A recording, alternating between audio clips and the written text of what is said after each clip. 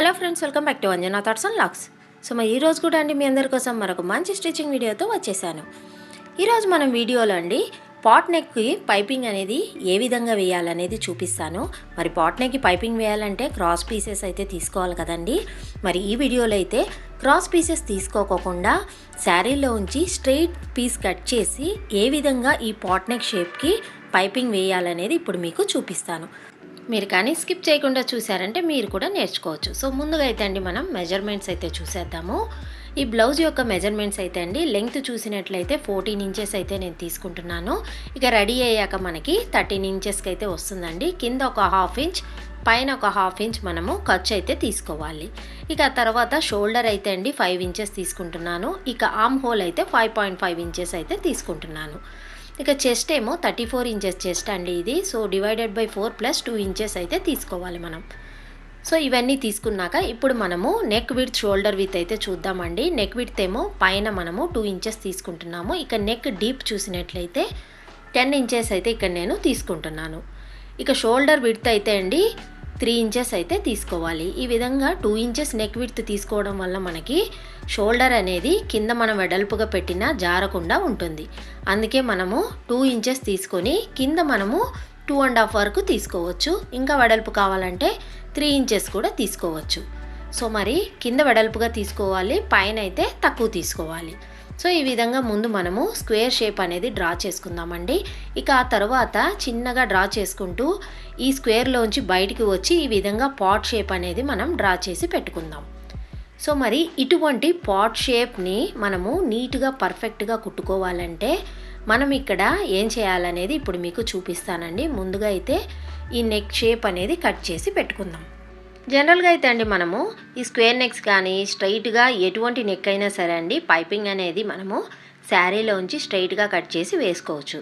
కానీ ఇటువంటి pot neck shapes కానీ ఏదైనా రౌండ్ షేప్స్ కానీ ఇటువంటి డిజైనర్ షేప్స్కి అయితే అండి పైపింగ్ వేయాలంటే ఎయిదర్ మనము సపరేట్గా క్లాత్ తీసుకొని క్రాస్ పీసెస్ లాగా కట్ చేసి వేసుకోవాలి.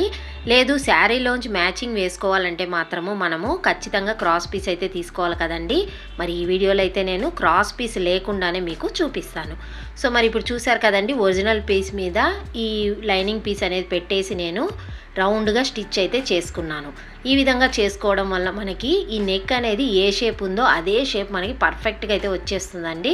ఇక చిన్న చిన్న కట్స్ పెట్టేసుకొని మనము రివర్స్ చేసామంటే మనకి పర్ఫెక్ట్ పాట్ షేప్ అనేది రెడీ అయిపోతుంది.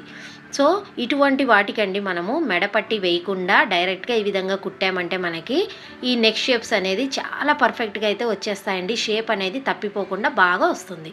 ఇక కింద వేస్ట్ బ్యాండ్ కూడా కుట్టేశానండి నేను. ఇప్పుడు మనము పైపింగ్ అయితే వేయాలి కదా. మరి నేనైతే అండి ఈ శారీ ఎల్లో కలర్లో ఉంది, శారీలో ఉంచి స్ట్రైట్ పీస్ అయితే నేను ఇప్పుడు తీసుకుంటున్నాను.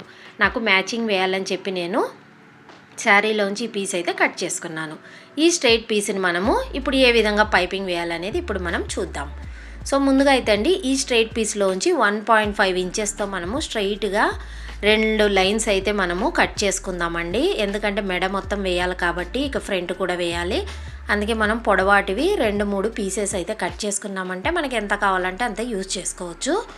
సో ఈ విధంగా స్ట్రైట్గా కట్ చేశాక మనము డోరీ కుడతాం కదండి, మడుచుకొని స్ట్రైట్గా మనం కుడతాం కదా, ఆ తర్వాత రివర్స్ చేస్తాం కదండి. అదే ప్రకారం మనము ఫస్ట్ ఈ పీస్ని తీసుకొని ఈ విధంగా రివర్స్ సైడ్లో మడుచుకొని స్ట్రైట్గా అయితే కుట్టేసుకుందాం. చూసారు కదండి, మీకు చూపిస్తున్నా కదా. ఇప్పుడు మనము రివర్స్ అయితే చేసేద్దాం. రివర్స్ చేసామంటే మనకి ఈ డోరీ కుడితే ఏ విధంగా ఉంటుందో అదే విధంగా మనకి స్ట్రైట్గా పొడవాటి పీస్ అయితే రెడీ అయిపోతుంది. సో మరి ఇప్పుడు ఈ పీస్తో మనము పైపింగ్ అనేది వేయబోతున్నాం. ఇక స్ట్రైట్ పీస్ అయితే రెడీ అయిపోయింది కదండి. ఇప్పుడు మనము నార్మల్గా మనం థ్రెడ్ పైపింగ్ కోసం థ్రెడ్ యూజ్ చేస్తాం కదండి. ఆ థ్రెడ్ని ఈ పీస్ లోపలికి పెట్టేసి మనము సేమ్ ఈ బ్లౌజ్ అయితే మనం ముందే స్టిచ్ చేసి పెట్టుకున్నాం కదండి రౌండ్, దానికి వెనకల వైపు పెట్టేసుకొని ఆ థ్రెడ్ పైపింగ్ ఎక్కడ ఉందో ఎగ్జాక్ట్గా ఆ ఎడ్జ్లో మనము ఈ బ్లౌజ్ పీస్ అనేది పెట్టేసి రౌండ్గా మనకి నెక్ ఏ విధంగా ఉందో దాని ప్రకారం మనము లాగకుండా ఇటు పై పక్కన బ్లౌజ్ లాగకూడదు, ఇక కింద పక్కన పైపింగ్ పీస్ కూడా లాగకుండా నార్మల్గా కుట్టుకుంటూ పోవాలి. ఎడ్జ్లో కుట్టాలండి, అప్పుడే మనకి సన్నటి పైపింగ్ అనేది చాలా నీట్గా అయితే వచ్చేస్తుంది. సో మరి ఈ విధంగా పైపింగ్ వేసామంటే మనకి అందంగా కూడా ఉంటుందండి బ్లౌజ్ అనేది. సో ఇక మీరు నా వీడియో చూసారంటే మాత్రము ఎప్పుడే కానీ ఇక మీద శారీలో ఉంచి క్లాత్ కట్ చేస్తే మనం పైపింగ్ వేయలేము అని అనుకోనే ప్రసక్తే లేదండి. మీరు కూడా చాలా చక్కగా శారీలో ఉంచి స్ట్రైట్ పీస్ కట్ చేసేసుకొని ఈ విధంగా నీట్గా మనము ఎటువంటి షేప్స్కైనా సరే ఈ పైపింగ్ అనేది వేసుకోవచ్చు. ఇప్పుడు మనము ఈ పైపింగ్ అనేది కుట్టాక మనకి నీట్గా ఇలా ఫోల్డ్ అవ్వకుండా ఉండడం కోసం బ్యాక్ సైడ్కి తిప్పేసి చిన్న చిన్న కట్స్ అనేవి ఈ పైపింగ్ క్లాత్ మీద పెట్టుకుందాం. ఈ విధంగా కట్స్ పెట్టుకోవడం వల్ల మనకి వెనకాల పక్క మనకి టైట్నెస్ లేకుండా కొంచెం అయితే లూజ్ అవుతుందండి. అప్పుడు మనం కుట్టిన నెక్ అనేది షేప్ అనేది పర్ఫెక్ట్గా వచ్చేస్తుంది. మెయిన్ ఈ కట్స్ అనేది అయితే కంపల్సరీగా పెట్టుకోవాలండి. పెట్టుకుంటేనే మీకు ముందర పక్కన కుట్టిన ఆ పైపింగ్ అనేది వెనకకి మడుచుకోకుండా ముడత రాకుండా నీట్గా మనకి ఉంటుంది. సో అందుకే ప్రతి ఒక్కరు ఇదైతే ఫాలో అవ్వాల్సిందే అండి.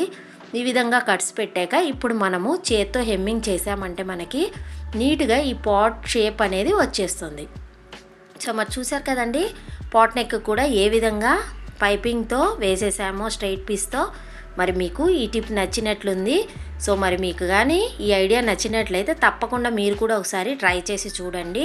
నా వీడియో కానీ నచ్చితే తప్పకుండా లైక్ చేయండి, షేర్ చేయండి, మరియు మా ఛానల్ని సబ్స్క్రైబ్ కూడా చేసుకోండి. మరిన్ని కొత్త కొత్త అప్డేట్స్ కోసం పక్కనే ఉన్న బెల్ ఐకాన్ కూడా క్లిక్ చేయండి. Thank you friends, thanks for watching.